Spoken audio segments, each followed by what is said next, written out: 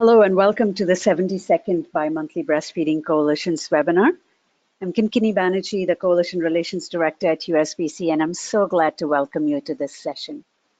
This series is jointly hosted by CDC's Division of Nutrition, Physical Activity and Obesity and by the USBC. The webinars are held every 2 months on even-numbered months on the second Tuesdays of the month, and this series is lovingly called the 222. And the purpose of the series is to bring together practitioners and advocates from the field of maternal and child health to share best practices and resources and to network and collaborate on issues of national significance. We alternate our sessions, so we highlight the work of a breastfeeding coalition one time and then a national or international organization the next. Coalition members, all of our webinars are free and the access is open to anyone in the public health arena or anyone interested in breastfeeding. To get our announcements, these are posted through many different channels. You can join the Coalition Learning Connection. It needs a user account, but it just takes a couple seconds to set that up. And the speaker and topics are posted a week before the session. They're also on our website at www.usbreastfeeding.org. So as for those of you who are on this call today, you're already automatically signed up and we've streamlined access. So once you register for the session, you're set and you'll receive reminders before each webinar with the topic and speaker details. And we all understand that not everybody can attend a session live. So in the midst of your busy work day, so we archive and record all of the sessions so you can go back and access the webinar page, the 222 webinar page, and access the recordings as well. So to find the archives of our past session, it's on the webinar page, www.usbreastfeeding.org/coalitions-webinar. This information is in the email that you get when you register, but also in the follow-up emails. And if you want to find it from our website, you can go to our website and then you'll see the tabs across the top. Click on the last one on the right, Coalitions, and a drop-down menu will open up. You'll see all of our different webinars, the CDC, USBC bi-monthly webinars, the Power Tools, the Collective Impact, and the Racial Equity. So this one is the CDC USBC webinar. If you click on it, you'll be able to access. And you should see the chat box right now. The slides for today's sessions have been uploaded. So if you click on that, it'll take you to the slides for today's webinar. We have a large number of attendees. So you are in listen-only mode, which means that you can hear us, but we can't hear you.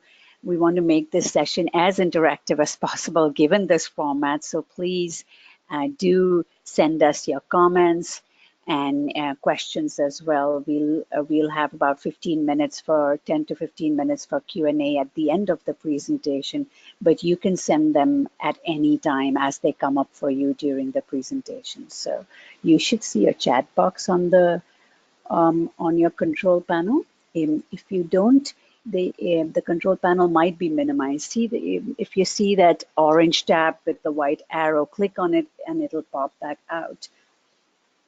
And at you'll see a tab, audio, and just below the audio tab is the questions tab. You click on the blue questions tab and a text box will open up for you to type your questions or comments in. And again, during this session, if you experience audio or any other technical problems, please either send us a chat through the questions box or send an email to coalitions@usbreastfeeding.org, and our staff should be able to help you out. And that brings me to today's session, Military Breastfeeding and Perspectives from Mom-to-Mom Global and Breastfeeding in Combat Boots.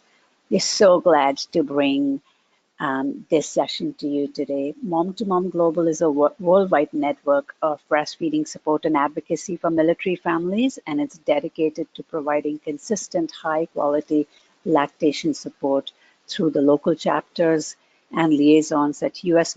military installations across the globe, and to provide a channel to raise awareness about the priorities of our military families and solutions of military breastfeeding families. Breastfeeding in Combat Boots advocates, educates, and supports all personnel serving in the military. These could be active, reserve, or guard, and even other non-traditional jobs such as police, firefighting, construction, who wish to breastfeed while serving their country. These two dynamic organizations, MomtoMom Global and Breastfeeding in Combat Boots, joined forces in 2017 to increase the scale and scope of their impact. And reflecting the diversity of the U.S. Department of Defense, MomtoMom Global is committed to inclusion, diversity, and equity as core values. So during today's session, we'll get an overview of the important work that these organizations are doing. And we'll also hear about the many ways these key organizations provide breastfeeding support, education, advocacy for the unique needs of our military families. And we'll also be hearing how MomtoMom Global is applying the equity lens and mirror, not just in the work that they do for the families, but also internally in how they apply this in their own organizational evolution, in leadership development, in membership recruitment, in their actions, policy, and programs. And I am delighted to introduce today's presenter. A very warm welcome to Amy Barron-Smolinski, who's joining us today from Germany, where her local time is 8 p.m. Amy is the longest running active participant in MomtoMom Global, MomtoMom's history. She was first a peer mentor in the Kaiserslautern military community, KMC, also known as KMC in Germany. She became their first ever community outreach director for the MomtoMom chapter at KMC and helped shape their organizational structure and mission, and served on their board until 2014. And then in 2015, the KMC board determined that there was a need for a larger organization to support new chapters at other military communities as well. And that's how the parent organization MomtoMom Global was formed. Amy accepted the responsibility for creating this global organization and eventually took the position of the executive director. Amy is a certified lactation counselor and advanced lactation consultant and supports breastfeeding mothers and babies as a volunteer both in the community, and Amy also works at the Landstuhl Regional Medical Center. So we have seen Amy at USBC conferences and many other conferences in mainland USA. So Amy, we are very glad that you are able to travel back and forth with despite having a young family. Your advocacy has been instrumental in bringing the issues of our military families to the fore. So Amy is a founding member of the Military Breastfeeding Coalition Working Group and also with the U.S. World Breastfeeding Trends Initiative Working Group. And Amy is a wife of a U.S. Army reservist, like I said, stationed in Germany, and she has breastfed all 4 of her children. So welcome, Amy. And I also wanted to mention that another presenter who was scheduled for today was Felicia Brooks Floyd. Felicia is the spouse of an active duty Air Force personnel and a proud mother of 3 breastfed children. Felicia's family is currently stationed at the Hurlburt Air Force Base in Florida's Panhandle. And as you all know, Hurricane Michael is hurtling towards that part of our country. It is expected, as we know from the weather reports, Hurricane Michael is expected to intensify to a Category 3 and bring, storm surge, winds, and even tornadoes to the Florida Panhandle. So Felicia couldn't be with us today, but she sends her wishes. The region is under mandatory evacuation, and so she is unable to join us. We especially remember Felicia today because last October, when Hurricane Harvey hit, Felicia was instrumental in working with partners such as Safely Fed USA, NAPLC, and other local organizations in coordinating volunteers in hurricane affected areas to support infant and child feeding during emergencies. She also helped set up a warm line in Florida. So, Felicia, our thoughts are with you and your family and with all who will be affected by Hurricane Michael. And then again, welcome again, Amy, and I'm going to turn it over to you.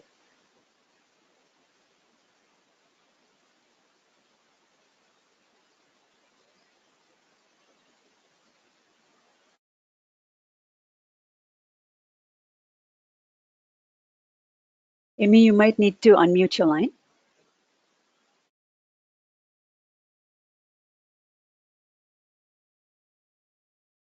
Okay, sorry, am I on now? Yes, we can hear you. Yes, we can hear Okay, you, Amy. thank you. All right, great. Thank you, Kinkini, for that warm welcome. And I want to echo that our thoughts as well are with Felicia. She texted me just a little while ago and said that her family was preparing to evacuate. So we hope that we are glad that they are safe. We are thinking of all of the families in that area, and particularly we have many military installations in the path of the hurricane. So we're thinking of our military families there as well. I also want to take a moment and acknowledge Robin Roche Paul, who is the founder and executive director of Breastfeeding in Combat Boots, for her part in assisting in creating this presentation. Robin couldn't be with us today either because she is staff IBCLC at Madigan Army Medical Center in at Joint Base Lewis McChord in Washington, and she is on shift today. So such is our life. This is our organization. Thank you all. It's a great pleasure to be here to be presenting at the USBC CDC bi-monthly webinars for coalitions. My name is Amy Barron-Smolinski, and we are going to be talking about military breastfeeding today. I just want to take a moment. We do have one disclosure to make, and that is that Robin Roche Paul, who is a co-author of this presentation, is the executive director of Breastfeeding in Combat Boots, and she is the author of the book Breastfeeding in Combat Boots, which we do reference during this presentation. She does receive royalties from book sales as the author. Beyond that, all board and staff of MomtoMom Global and Breastfeeding in Combat Boots are volunteers, and we do not receive payment or compensation for the work we do with our organizations. So just a little bit to touch on what we're going to talk about today. We're going to talk about what is, and before we get started, while this slide is up, Kinkini or Miriam, if we want to go ahead and ask the questions, we have some poll questions. Because we're going to be talking a little bit about who we are, but I would like to know a little bit about who you are as well, who's listening in, and what this topic may be of interest to you. So we do have 3 poll questions. We have about 50% voting so far. We can leave it open for another 20 to 30 seconds. That's fine. So while they're voting, I'll just continue on with my slides. So what we're going to talk about today is breastfeeding in military families. Who are we? Why does that matter? We are going to cover a little bit, touch on the history, mission, and operations for both MomtoMom Global and Breastfeeding in Combat Boots. As Kinkini mentioned, we did start out as separate but related organizations. And in 2017, we merged together in order to have a greater impact. And we're going to talk, and then we're going to jump right into the meat of the presentation, which is our mission, vision, and values, particularly talking about how equity is a core tenet of everything in terms of what we do and how we do it. And lastly, we'll just talk a little bit about our current projects and future goals. So here are the results for the first question. Are you able to see that? I am. Okay. So welcome and thank you all for being here. See, we've got great representation from public health, dietitians, hospital-based lactation support providers, community-based lactation support providers, and others. Wonderful. And we can ask the other question now. Go for it, Miriam.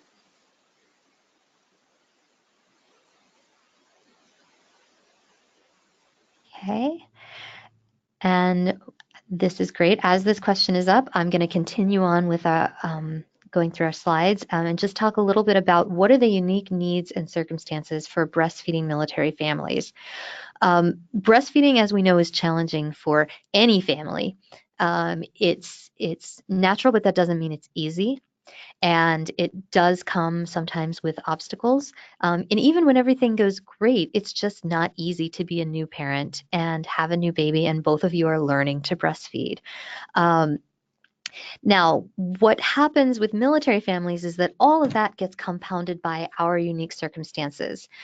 We have frequent moves, which are called permanent changes of station, because the military has to have an acronym for everything. We call it a PCS instead of a move. What that means is that we're typically moving usually an average of every 2 to 4 years, although depending on why our service members may be stationed in certain places, if it's for a training or for education or something like that, it can be shorter than that. We can be stationed, we can be PCSing maybe twice in a single year. We also PCS to overseas or remote locations, and sometimes overseas and remote locations. I myself am overseas right now. Oh, and we've got our poll results in. And that's great to see that most of our listeners do provide services to military personnel and family. Wonderful. Thank you all. We really appreciate what you do. So overseas and remote locations. So that means that we may not have access to a lot of the typical support networks that are in place for families that stay in one place through the duration of their childbearing years. Isolation and a lack of traditional support network. So not only do we not necessarily have access to lactation support providers or pediatricians or even WIC offices, but we are often isolated from family and friends. We're far away, we may be across the globe. Social media and technology has done a lot to mitigate some of that, but it's still very difficult when you're the only one there taking care of the baby. And of course, another thing about military life is that oftentimes the non-birth partner is not around because the mission comes first when a new baby is born.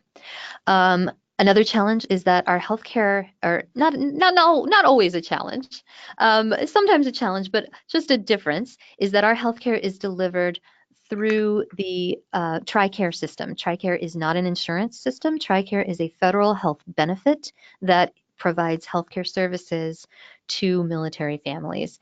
So that means that we operate a little bit outside of the system. Okay, and last poll question. Great, thank you for your honesty. Most people saying not aware of resources available to military families. I appreciate that. Hopefully at the end of this presentation, you may be a little bit more aware of where you can go to find those resources. And the last— Can I interrupt you for a second? Would you be able to show it in slideshow mode from current slide so we see the full screen of your slide? I can try. It So says I'm in slideshow, but it's not. Okay. Oh, no, okay. You were right. You were, if you can go back to where you were, that's good. Okay. I can try to make this larger. Yeah, that works. Thank you. Yeah. Let me see if I can make this a little larger. How's that? Is that better? Is that easier to read? Yes, and I wonder if you clicked on play from current slide. Do you see that on the top left, second one? Play from start, play from current slide. Yes, that Okay. works. Is that better? Yes. Okay. Thank you. All right. Thanks, Kinkini. So the last thing that's different about military families is that we are diverse and diffuse. Like any other population that is small, and we are very small, military population makes up about 1% of the US population, but we are not a monolith by any means. In fact, just the opposite. We are incredibly richly diverse, and we're going to talk a little bit about our demographics a bit later. And we're diffuse. So there's often a perception that military families just live on a military installation and you get your health care through the military treatment facility on base and you shop at the commissary and like you don't really have anything to do with anybody outside in the civilian world. But that's actually not true. The vast majority of military families, in fact, live in the communities where they're stationed. We rent homes, we buy homes, we have our children in public schools, we are members of community organizations, and we do live in the community, but we're not of the community. So so that diffuseness can make it kind of difficult to get a bead on where are the military families. Military service members are those personnel who are serving in the United States military, whether that's active duty, National Guard, or reserve component. And they have their own set of challenges when they're trying to juggle breastfeeding. Breastfeeding in the workplace, if you think breastfeeding in the workplace can be challenging in the civilian world, let me tell you, it gets very complicated when your job is defending your country. We have parental leave inconsistencies. This is something I'm going to touch on more later in the talk, but I do want to mention that we have been working with the USBC paid leave constellation to come up with a sign-on letter, and we are going to be requesting partners to sign on to help us approach legislators to look at correcting inconsistencies in the new military parental leave program. It's wonderful that we have a program, and we, I believe, are the only federal employer that does offer 12 weeks, up to 12 weeks of paid parental leave for both birth and non-birth parents. But there are some glaring inconsistencies, and not all of those 12 weeks are guaranteed for all service members. And so we would like to try to get that corrected. In addition, there are frequent separations from family. The one that jumps to mind, of course, is deployments. Everybody sees the footage of soldiers and sailors and Marines and airmen going off to war and coming home from war, and the families hugging them and everybody's crying. And deployments are certainly real, but deployments are actually deferred for most branches for 12 months after a child is born, and for Army 6 months after a child is born, because the Army just couldn't quite get it together. My husband's in the Army. So deployments are actually less of a concern for breastfeeding parents, as shorter separations that are still long-term, things like trainings, temporary duty or TDY, which can be anywhere from 24 hours to 179 days, and you can have anywhere from several months to several days notice that you're going to be going. And field training exercises. Again, your job as a service member is to prepare to go to war. And in order to prepare, you have to train. And you can't take your baby with you into the field to breastfeed. Also, workplace hazards are very common. Hazmat exposure is a common question that we get because military service members are exposed to toxic chemicals, to ammunition and lead exposure, radiation, depending on what their job within the military is, and childcare challenges. Although the military does have a wonderful system for childcare. We have what's called child development centers, or as we call them, the other CDC. And this is great where it's available. Unfortunately, we are facing significant staffing shortages across the DoD in CDCs. And I know here in my own local community, we have dual military families, which means both parents are active duty serving. They're at the top of the list, and they're still getting told they're on a 6-month wait list before their child can get into the CDC, which leaves them scrambling for childcare when the birth parent has to go back to work.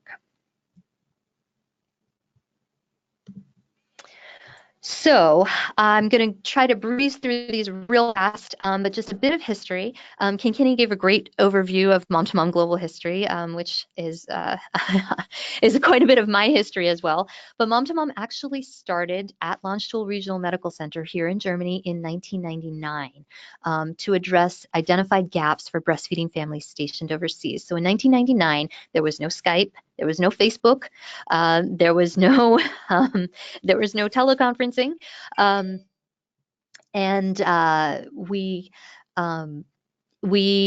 and also the first postpartum well baby check after hospital discharge was at 2 weeks of age for the baby.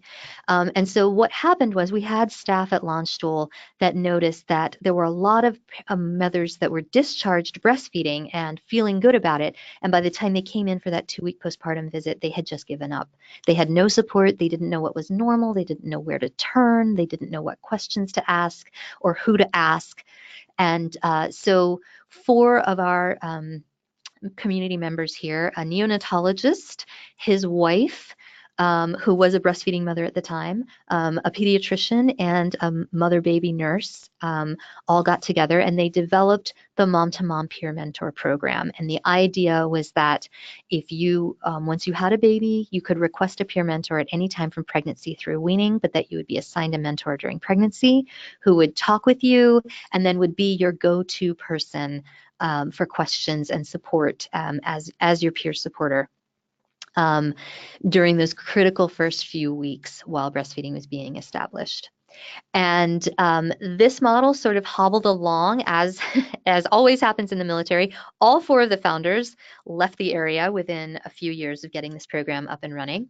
And it sort of hobbled along and went through different iterations. And in 2010, I was asked to come on by what was then the program coordinator to help develop a model for high quality support that would be sustainable through frequent leadership and membership turnover. And this is what makes Mom-to-Mom's peer support network different from other traditional peer support networks. Our content, I think, is very similar because breastfeeding is breastfeeding, but our chapters are designed with the knowledge that when people come in and take leadership positions, they're going to be leaving in a few years. So we are constantly recruiting. We are constantly looking to the future. We are constantly looking at how are we going to sustain our model through leadership and membership turnover. This was very successful here in the KMC, and as Kinkini mentioned, what we found was that we had moms that were coming through, they were receiving mentoring support, they were becoming mentors themselves, they were maybe having another child and then moved to a different duty station, and they were coming back to us saying, there is no breastfeeding support here, we need to get a Mom-to-Mom started. How do I do that? So in 2015, we developed Mom-to-Mom Global, and we now have a fairly good process for setting up chapters at military installations. We currently have 14 active chapters throughout Europe and the United States, including Alaska. We have 16 chapters in development, in different stages of development across the US, Europe, and the Pacific. If you would like to have more information about that, the links are in the slides here. You can go to our website to see where our chapters are. If you are interested in starting a chapter near your community, you can just email newchapter@momtomomglobal.org, and our new chapter manager, Gabby Smith, will get you hooked up with our process. So a little bit about how our organization works. We have 2 tiers of chapters. We have our full chapters, which are very active. They require a minimum of 3 people to be on the board of directors, and they provide peer support through 3 main ways. Through a closed Facebook group, and we have a very good process by which we administer our Facebook groups in order to maintain confidentiality and keep the peer support high quality and ensure that they actually are supportive. We have our peer mentor program, which is continuing to evolve as communication evolves, as technology evolves, and as parents' desires for how they want to be contacted evolves.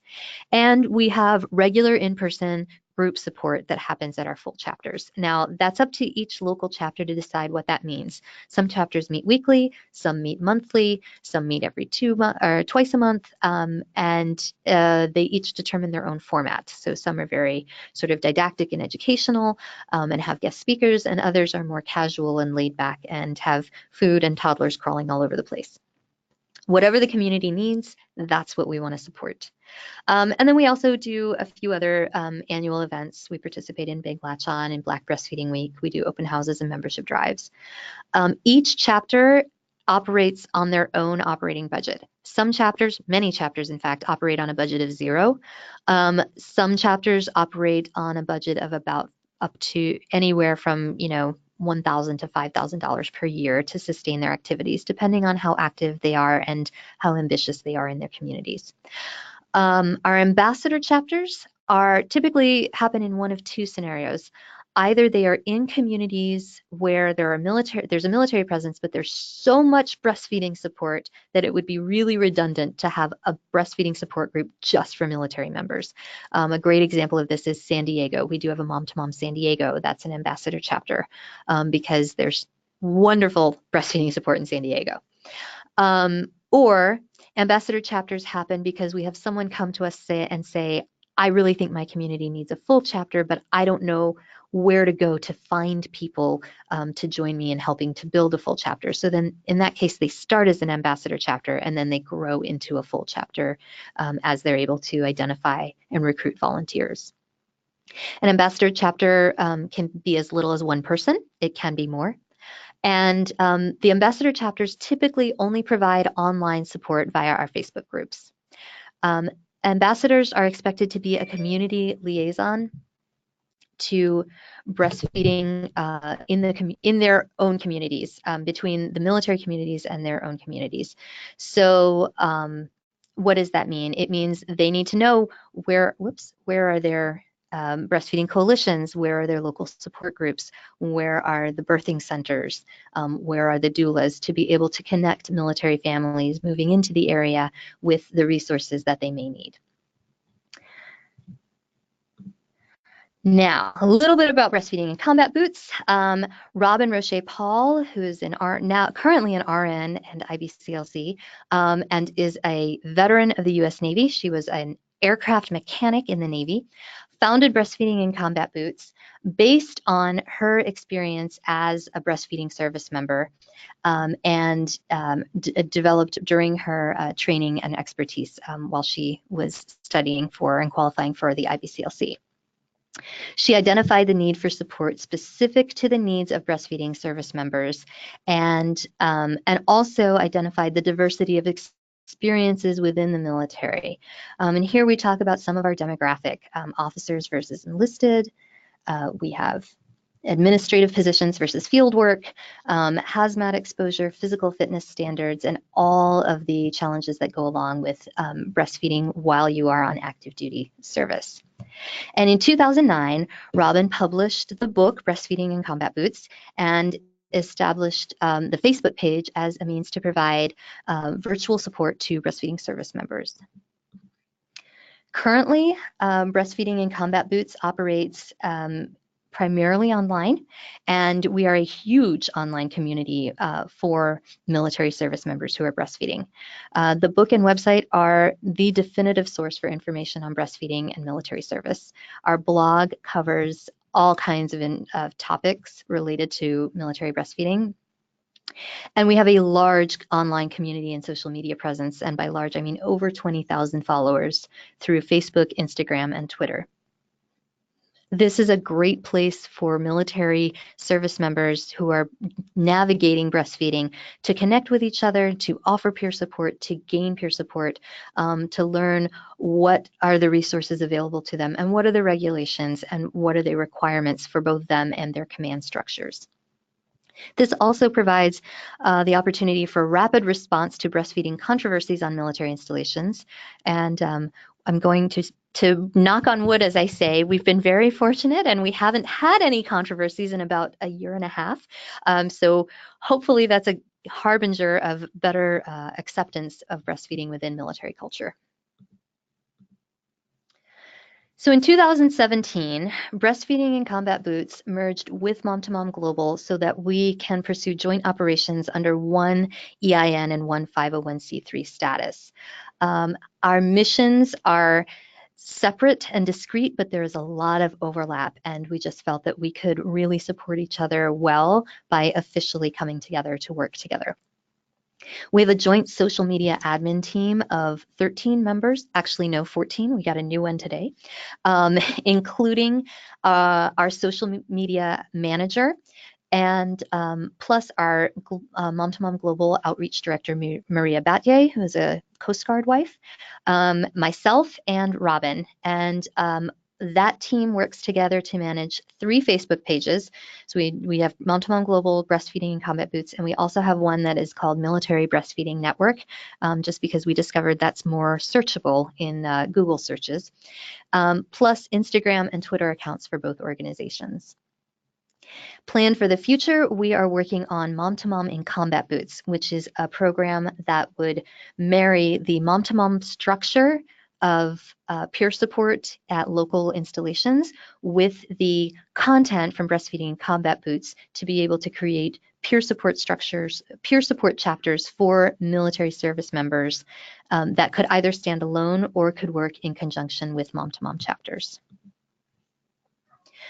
So just gonna blow through these slides pretty quickly because our mission, vision, and values you can find on our websites. We're pretty out front with what our mission is. And I think I've talked about it. Breastfeeding in Combat Boots is really there to educate, inform, and advocate for breastfeeding service members. And MomtoMom Global is there to, our purpose is to educate, inform, educate, support, and advocate for all military families. So that includes spouses of military service members who are breastfeeding. So there's a lot of overlap there. But what I really want to talk about today are our values. And I want to stop here for a moment and pause on our diversity statement. I'm not going to read it because you can find it on our website. We're, again, pretty upfront about where we stand. But it's really important for us to know all the levels of diversity in the military. And I want to just jump down to the bottom paragraph because this tells us a little bit about all the levels of diversity that we have to keep in mind.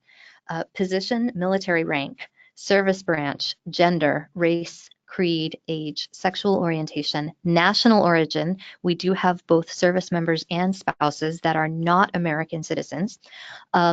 Cultural experience, disability, family status, gender identity, formal education, life experience, religion, language is a big one, especially if you are living in a country where the language spoken is not the one you speak. Communication styles, geographic location, employment status, and work-related skill sets and experience. These are all the different diversity metrics that we are tracking when we're looking at supporting military breastfeeding. Oops. So because of that, equity is a core tenet of our mission. We cannot fulfill our mission to serve all military families without an equity lens informing how we operate. So what does that mean? It means that we try to constantly look around and say, okay, who is it that's not at the table? What is the voice that we're not hearing? And we constantly are asking our membership for their input, for their feedback, and for their perspectives, because we respect the fact that my military experience is very different from Robin's military experience, is very different from Felicia's or Maria's or anybody else's. Even though we have commonalities, we also have very unique individual experiences depending on where we fall in all those diversity metrics. We make mistakes. We have made some big mistakes in our organization, publicly and internally. And when we make mistakes, we hold ourselves and each other accountable for our mistakes. So we have a very open policy among our leadership team, and that extends to our chapter leadership, and it also extends to our social media admin team. We work as a team, and that means we hold each other accountable. And if somebody sees something or feels something that does not fall in alignment with our equity values, then we call that out and we talk about it and we talk through it. But the other thing is we look at all of our mistakes as opportunities for learning and to do better. So we practice what I like to call safe conflict, where instead of conflict being between two people, we look at the conflict as being between two ideas, and all of us are on the same page trying to work through the conflict to come to a resolution. We have specific equity goals. Our goals include ensuring that our leadership, staff, and chapter leaders are reflective of the military population. Now, you just saw how broadly diverse that is. We're not there yet, but we're working on it. We want to increase representation of marginalized populations within our leadership, both within our national leadership and our chapter leadership. We know that representation matters, and we want all military families to feel welcome at when they're coming to get support for breastfeeding. We want to increase access to the lactation field for military service members and spouses. This is a challenge. It's very difficult. We don't make a lot of money. You can go and look up the pay scale for military on the Pentagon's website. It's public information. You can see military families don't make a lot of money. So for spouses, accessing the lactation field is an economic barrier oftentimes. It also is oftentimes there are a lot of practical barriers such as childcare or trying to log your hours as a volunteer when your spouse is deployed or temporary duty gone every 2 weeks. We want to increase access to trained lactation supporters and accurate breastfeeding information for all military families. This means we want to look within the military treatment facilities as well as what is available for lactation support in communities surrounding military installations. And we want to increase access to trained lactation supporters throughout the country, because we also have National Guard and Reserve families that are not geographically located near military installations, but they still need support.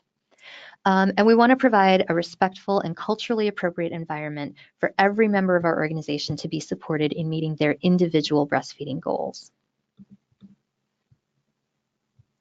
My slides keep jumping. Apologize. So looking at just a couple of action steps that we've taken. The first thing that we did was to develop a demographic tracking tool, and we've just launched this past summer. So these numbers are fresh, hot off the presses. You can see here the different metrics that we are measuring in our demographic tracking. And I want to look at our first stated goal that we want MomtoMom Global and Breastfeeding Combat Boots leadership to reflect the demographic breakdown of the military population at large. So these are the military racial demographic breakdowns from 2016, which is the most recent demographic data from the Department of Defense. One thing that is very unusual is that the DoD tracks Hispanic separately from other racial categories. So here we have the breakdown of military demographics in general. White is 70.6%, Black or African American is 17.1%, Native Hawaiian or Pacific Islander is 0.9%, Asian is 4.2%, American Indian or Alaska Native 1.1%, unknown 3.6%, and multiracial is 2.5%. But you'll notice Latinx or Hispanic is not included in these numbers. Instead, they track that as a completely separate demographic. So not Hispanic or Latinx is tracked at 86.5%. Hispanic or Latinx is 13.5%. So that's what the military population at large looks like. And here's what our organization looks like according to our most recent demographic survey. So we're doing pretty well with that. Our racial demographics breakdown: white is 69.2%, Hispanic Latinx is at 10%, white Native American is at 1.7%, Asian Pacific Islander at 3.3%, multiracial at 2.5%, 2.5% prefer not to answer, and Black is at 8.3%. So there's some discrepancy, particularly when we look at the Black numbers. But again, I think that we are looking at this through an equity lens, and we're coming closer to meeting our goals and reflecting what our population is. Second equity action step was we wanted to implement board source leadership recruitment matrix tools to analyze and identify key needs and increase representation when we're recruiting and hiring new volunteers, both at the national and chapter levels. For this one, I've taken a different metric that we're measuring. I've taken service branch representation. So I want to look at our numbers from 2016. These were the national leadership demographics in August of 2016. And and this was by race. Okay, so I am looking at this. So we were 80% white, 20% Black. In October of 2018, as our national leadership has grown and we've hired new people and we've had people go off the board and we're looking at their replacements, we're using the board source tool to ensure that our representation is growing. And we're much happier with how these numbers look. White is 45.5%, Latinx 36.4%, and Black 18.2%. So this is just a way for us to look at see how we're doing. We also wanted to look at military service branch affiliation. So there are 5 military service branches: Army, Air Force, Navy, Coast Guard, and Marines. And when we started in August of 2016, we were 80% Army and 20% Air Force. Not surprising, because Mom2Mom started in a joint Army Air Force community, and that was where most of the people who were familiar with our organization came from. Again, as we've grown, looking at, we have been able to diversify that so that we now have representation from all 5 branches, and we also have a DoD civilian representation in our demographics as well. So these are our numbers here: Army, Air Force, Navy, Marines, Coast Guard, and DoD civilian. So these are the types of things that are enabling us to look at measuring how are we doing in terms of the goals that we've stated. Are we meeting those goals? We're coming closer. Other action steps that we have taken. We have implemented monthly discussion questions, equity discussion questions, in our chapter leader group. So we have a Facebook group for all of our chapter leaders, and at each month, the board takes turns posting a topic or content or an article or a question related to equity, looking at how does this equity question relate to military life. We have implemented equity training, and we have made that mandatory for 100% of our volunteers. It is now part of our onboarding process. And in the second step of that, we have done surveys and gotten feedback, and we are looking at accountability. We're in the process of revising our equity training to make it more immediately relevant to our mission and our chapter activities, so that when new chapter leaders come on board, we're able to relate this specifically to why this matters to breastfeeding support. And we're building relationships and partnerships with other organizations, and we're able to follow the lead of equity leaders in the field, such as Reaching Our Sisters Everywhere, National Association of Professional and Peer Lactation Supporters of Color, ASI, which is Alimentación Segura Infantil. I think my Spanish is not that good, but it's a infant and young child feeding emergency group out of Puerto Rico, founded by Lourdes Santabala. Carolina Global Breastfeeding Institute, and USBC. All of these organizations have been very generous with us in sharing what their equity journeys have looked like and what their best practices are, so that we're not having to reinvent the wheel.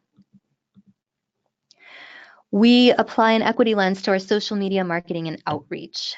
We ensure that when we are sharing content on our social media pages and accounts, that it's coming from diverse sources. So we don't just follow 1 or 2 breastfeeding support pages. We follow all of them. We follow the Black breastfeeding pages. We follow Latinx breastfeeding pages. We follow Hawaiian and Native and Indigenous breastfeeding pages, so that we're sharing cultural wisdom that may resonate with military families of those cultures as well.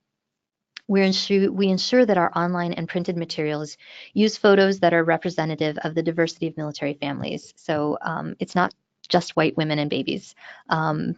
We publish our diversity position statement. That is on our website. You can go look it up. It's there for everybody to see.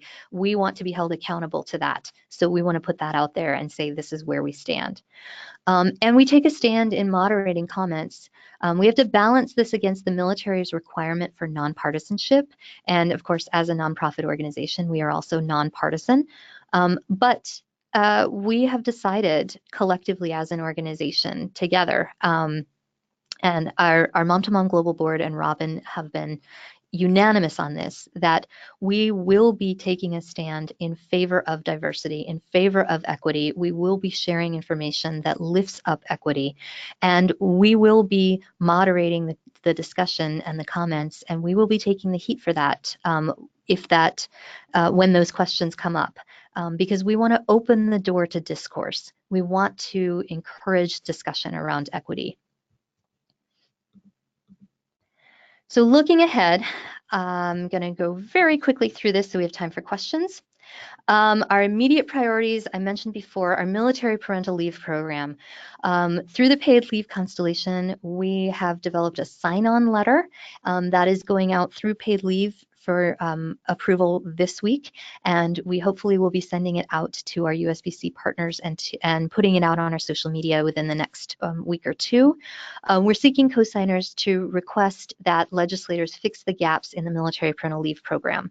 The current program does provide for up to 12 weeks of paid parental leave, but only 6 weeks of that is mandatory and only for the birth parent. They also established what they call primary caregiver leave and secondary caregiver leave, which is for the birth parent or non-birth parent to take additionally in addition to maternity leave. However, the primary and secondary caregiver leave is not required. Commanders can veto that. They don't have to give it. So we see this as a huge problem and potential for a lot of families to not get the parental leave that Congress intended for them to do.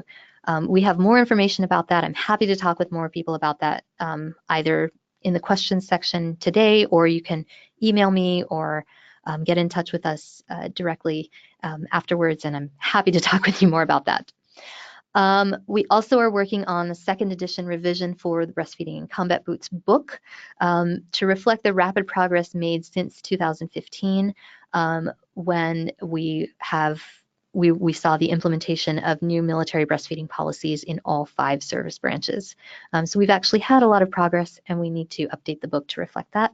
And we also want to create a military breastfeeding app for smartphone and tablet users to put needed information directly in the hands of military breastfeeding parents, partners, lactation supporters, medical staff, military supervisors, and you all in the communities as well.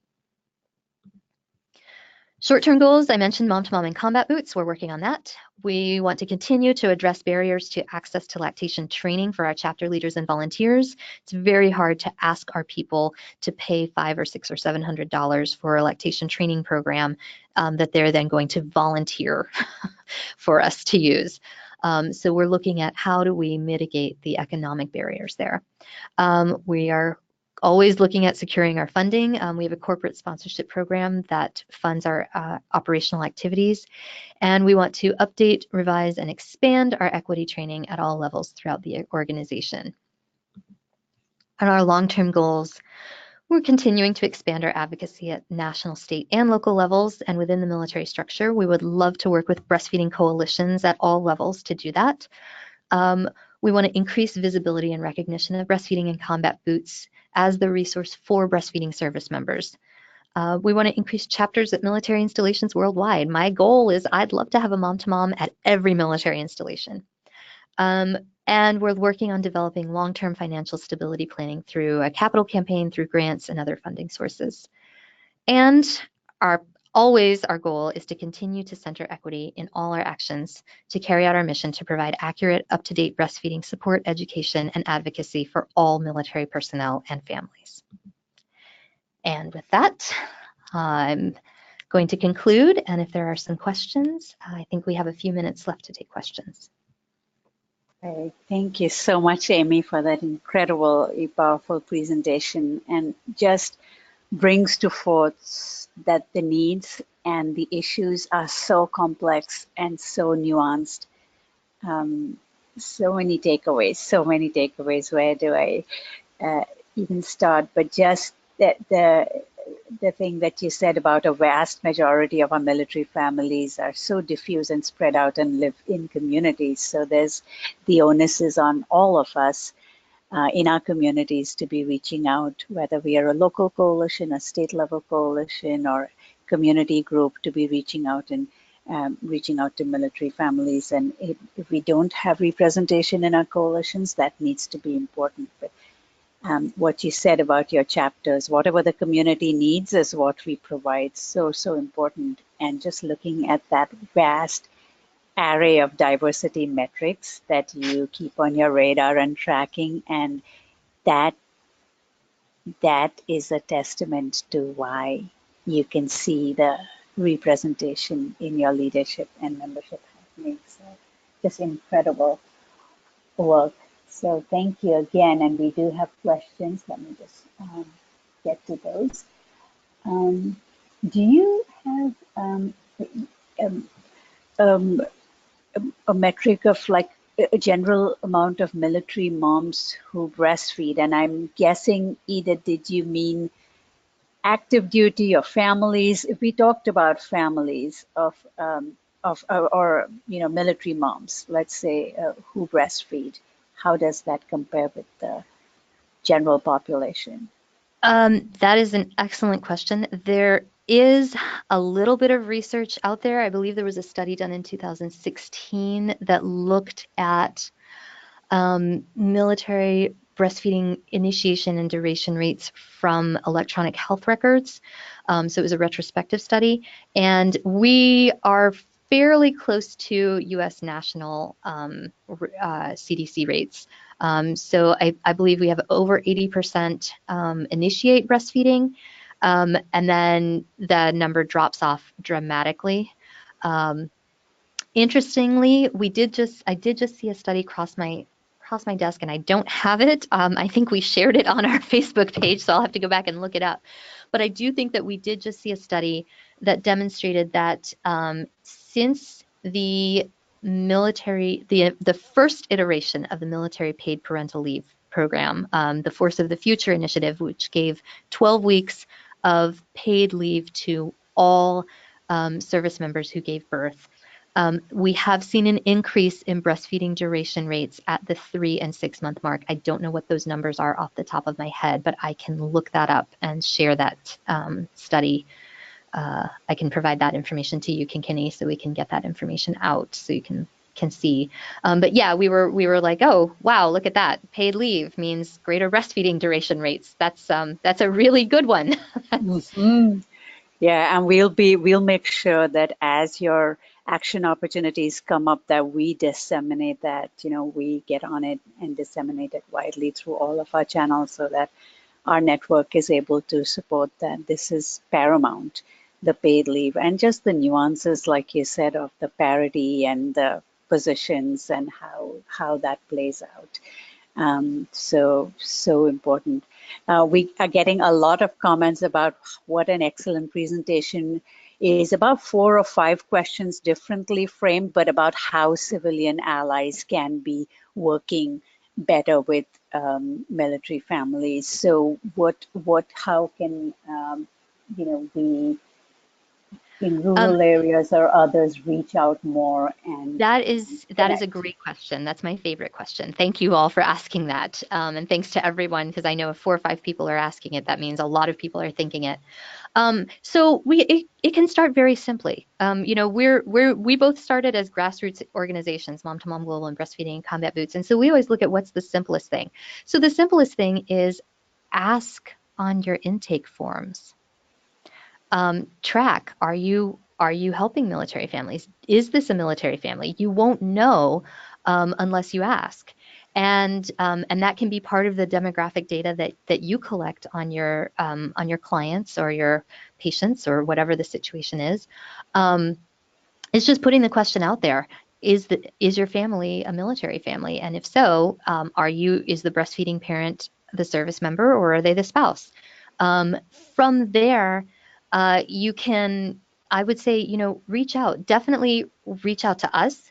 We get questions frequently through mostly through our Facebook page, but also through email, oftentimes from civilian lactation supporters looking for resources and help and information. We're happy to provide that information. If there's a chapter in your area, we can get you connected. If there's not a chapter in your area, chances are very, very high that somebody in our organization knows somebody in your area. Military families, although we are not a monolith, we do sort of have this we say it's a small army, it's a small navy, it's a very small military world, and we have a network of connections, and we love to help each other out. Also, just going to our website, Breastfeeding and Combat Boots. If you have someone come in and they say, yes, I'm breastfeeding my baby and I'm in the military, and I don't know what to do because I'm on the reserves and I have to go and do my drill weekend next weekend and I don't know what I'm going to do about pumping. Send them to breastfeedingandcombatboots.com because all of those answers are there. If you have someone who's a spouse and they say, yeah, we're military and my husband's deploying 3 weeks after the baby is due and I don't know how I'm going to manage breastfeeding, send them to MomtoMom Global's website, send them to our social media, have them join our community online so that they can receive peer support from other military families who have been through that. So I would say definitely just reach out. Also be aware of in your community. If you are in a military community, know who are the TRICARE network providers. Who can you refer parents to that they can get lactation support that they need without having to pay out of pocket. And if you are not in a community near a military installation, just being aware that you may have active duty families, you may have reserve families, you may have somebody who has come home to stay with her parents and give birth to a baby because her spouse is deployed and she didn't want to be overseas in a foreign country doing that. So just knowing that we're everywhere and you don't know if you're talking to a military family until you ask. So true, Amy. Thank you for that ask. And we've, in the chat box, Miriam did put in the chapters. So again, these two websites are just treasure troves of where you can, direct folks to. So please ask, please make sure that your coalitions are having representation. The questions go on, Amy, and I am going to I'm going to continue the conversation online because we are running out of time. But this has been fabulous, absolutely fabulous. So I am going to do a very, very quick update. Thank you again, Amy, for this. We are getting so many comments about how excellent this was and how much more people want to learn about this. So we might float some of the questions to you if you're okay with that, Amy, and have you answer so we can put those up as on the webinar webpage as well. So for USBC updates, I'm going to invite Cheryl Lebedovich, our Senior Workplace Program Manager and Policy Analyst. You all know Cheryl. She serves as a steward for the Workplace Constellation and knows the federal and many, many state laws inside out. Cheryl's sharp policy acumen and advocacy leadership has been instrumental and continues to be invaluable in changing the landscape of breastfeeding support. So Cheryl, can you tell us the two big happenings?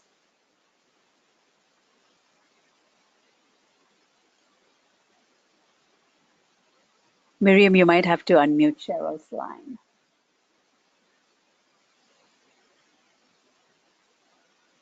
Cheryl, are you on? You should be able to unmute now.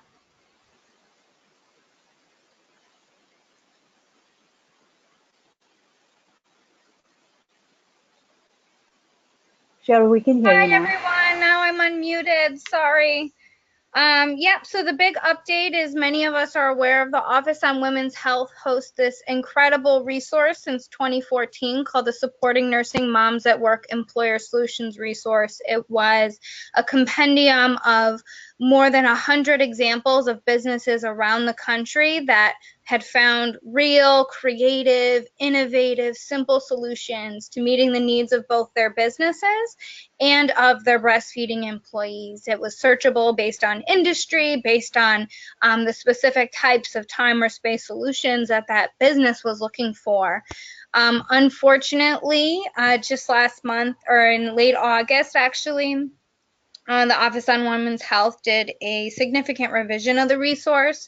There was concerns about how many web pages that it was requiring, and they had wanted to make it mobile friendly and couldn't do so with it being such a large resource. The impact of that is that we lost major portions of this really valuable resource, including the still photographs. Many of the videos are no longer displayed on the web page itself, though they do continue to exist on the Office on Women's Health YouTube channel. So we are really working hard at USBC and with the Workplace Support Constellation to see what we can do to preserve this invaluable resource and hopefully get it reinstated in its original form. In order to do that, we really need to demonstrate its value, demonstrate and hearing from the folks who are actually using this resource, whether you're directing businesses to it, whether you were involved in the original project, we need to be able to actually show why this is so critical, why it's so important, and why it needs to be reinstated. So please, please, please, if you have ever used this resource, if you were involved in it, please go to the link on this webpage, usbreastfeeding.org/SNMW-stories. And share anything that you have to say about it. We'll be able to use that to keep you posted on what happens with the resource, as well as to bring that to policymakers, bring that to the Office on Women's Health so they realize just how valued it really is. Great, thank you, Cheryl. Thanks, Cheryl, and thank you to Amy for an absolutely fantastic presentation. Amy, there's just so much. You've just, we've just heard the tip of the iceberg, and so we think that we will continue to have put this on our radar.